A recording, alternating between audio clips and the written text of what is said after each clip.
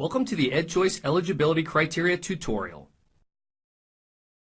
The purpose of this tutorial is to present EdChoice scholarship information, detail eligibility criteria, and demonstrate the student eligibility review process. The EdChoice Scholarship Program was created to give students attending underperforming public schools an educational choice by giving those students a scholarship to attend a participating private school of their choice.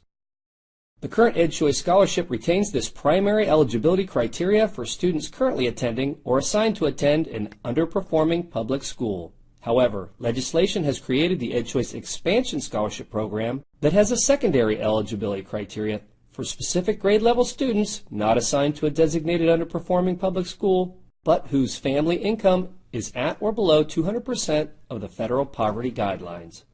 Note: students cannot be eligible for both regular EdChoice and expansion EdChoice. Always check for EdChoice primary eligibility first. To summarize, there are two separate EdChoice eligibility criteria. Regular EdChoice has the primary criteria of student assignment to underperforming school buildings, and expansion EdChoice has the secondary eligibility criteria available only to specific grade level students not eligible for EdChoice and living in families with household income levels at 200% or more than 200% below the federal poverty level.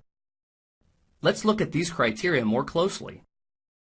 The primary EdChoice eligibility criteria extends to students currently attending a designated underperforming public school in their resident district, students attending any public school in their resident district who will be assigned to one of the designated underperforming public schools for the upcoming school year, students currently attending a community school, also known as a charter school, who would be assigned to a designated underperforming public school for either the current or upcoming school year, students eligible to enter kindergarten for the upcoming school year, who will be 5 years old by January 1st and who would be assigned to one of the designated underperforming public schools, and students enrolling in Ohio for the first time who would be assigned to one of the designated underperforming public schools.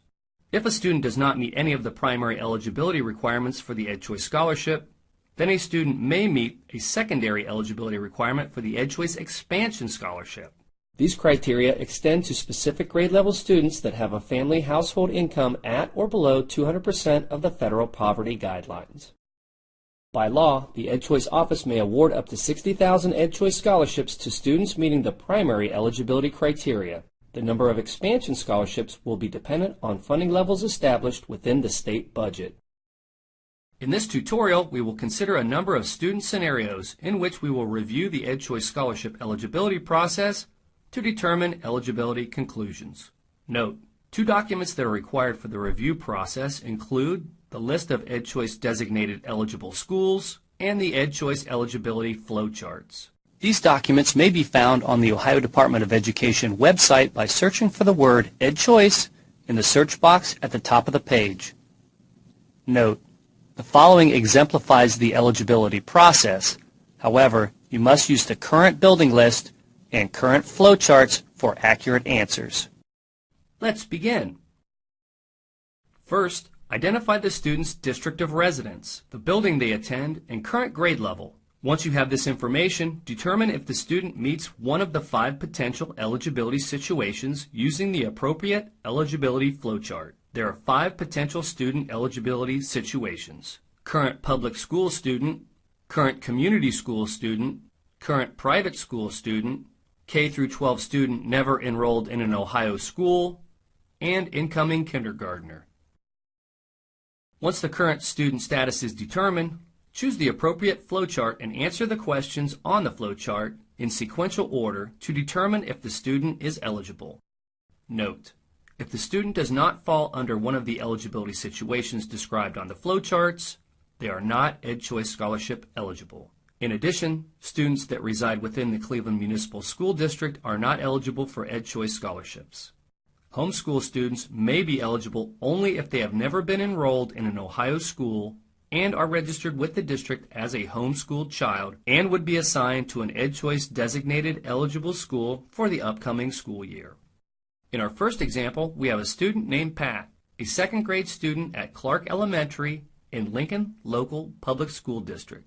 So, we must review the current public school student flowchart.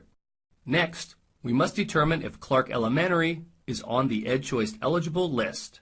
By reviewing the EdChoice eligibility list, we verify that Clark Elementary is on the list of EdChoice eligible schools. After we verify that Pat is a resident of the district and is attending an EdChoice eligible listed building within the district, we can be confident that Pat is EdChoice eligible. In our next example, we have Ann, a current 5th grade student at Red Elementary School.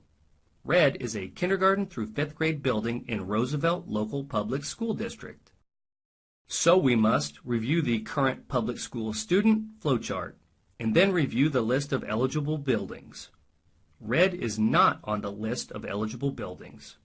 However, next year Ann will move up to Green Middle, a 6th through 8th grade building in the Roosevelt Local School District. So we will go back to the list of eligible buildings and see if Green Middle is listed. It is listed. After verifying that Ann is a resident of the district and will be assigned to an EdChoice eligible listed building next year, we can be confident that Ann is EdChoice eligible. Now let's consider Ann's older brother, Billy, currently a 6th grader. We know that Billy's public assignment school for both this year and next year would be Green Middle, an EdChoice eligible listed building. However, Billy is currently attending Imagination Academy, a private school. Would Billy be eligible using the same process as his sister? No. We must consider the student's current situation. Billy is a private school student, so we must use the private school flowchart for an accurate review. By using the private school flowchart, we can verify that Billy is not currently in the required expansion grade level, and thus is not EdChoice or EdChoice expansion eligible. Our next example is Natalie. She is an incoming kindergartner that is 4 years old and her birthday is on December 26th. Her residence suggests that she would be assigned to an eligible school building. But her public school district mandates that she be 5 years old by September 30th to enroll in kindergarten. Is she eligible? Using the incoming kindergarten flowchart, we may verify that she will be 5 years old by January 1st, 2015 and would be assigned to a listed building. Therefore, she is regular EdChoice eligible. Our next example is Franklin. He is an 8th grade student living in Toledo. He attends a community school. While the school that he would have been assigned to attend 8th grade is an eligible school building, the school that he is assigned to for 9th grade is not an eligible school building. Is Franklin eligible? First, we must find the EdChoice community school chart. Once we verify that he would have been assigned to an EdChoice eligible building this year, then we can be confident that he is regular EdChoice eligible.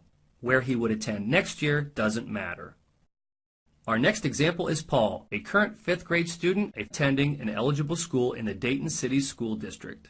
However, Paul and his family live in the Kettering School District. Is Paul eligible because he attends an eligible building? No. Students applying for the scholarship must reside with their legal guardian in their resident district. This student, Paul, resides in the Kettering School District, but has chosen to attend the eligible school.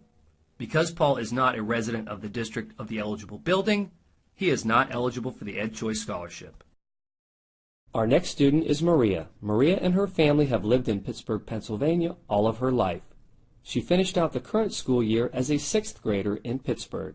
She and her parents moved to an eligible school district in late June. Based on her new address, she is assigned to an eligible school for 7th grade.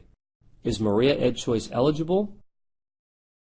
If she can provide proof that she recently moved to Ohio from another state, she has never attended a school in Ohio, and has an address that indicates that she would be assigned to attend an eligible school, then we can be confident that Maria is eligible for an EdChoice scholarship. Our next student is Matt, a kindergartner residing in Cincinnati. He attends a private school. The school that Matt would have been assigned to attend for kindergarten is on the eligible list. It is also the same school where he would be assigned for 1st grade. Is Matt eligible? Using the private school flowchart, we see that Matt may be EdChoice expansion eligible if his parents have a family household income at or below 200% of the federal poverty guidelines. By filling out the income verification forms it is possible that Matt is eligible for the EdChoice Expansion Scholarship. His parents should return an EdChoice application to the school and turn in the required income verification information to the Ohio Department of Education. This ends the EdChoice Scholarship Eligibility Criteria tutorial.